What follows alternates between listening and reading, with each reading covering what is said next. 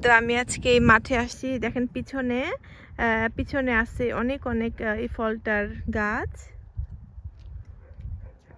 তো আশা করি ভালো লেগেছে এই জার্মানির দামি ফলটার আজকের এই ভিডিও।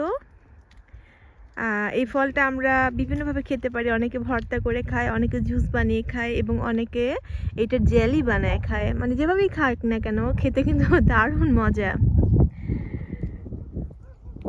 তো ফ্রেন্ড দেখতে পাচ্ছেন এটা পুরোটা হচ্ছে এই ফলের একটা বাগান। তো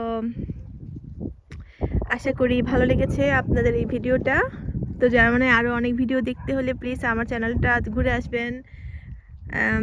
ভিডিওটা ভালো লাগলে একটা লাইক দিবেন, কমেন্ট করে আপনাদের মতামত জানাবেন। তো আবারও অন্য কোনো ফলের ভিডিও নিয়ে চলে আসবো ফ্রেন্ডস। তো এখন একটু ঘুরে ঘুরে দেখাই আপনাদের এই ফলের বাগানটা।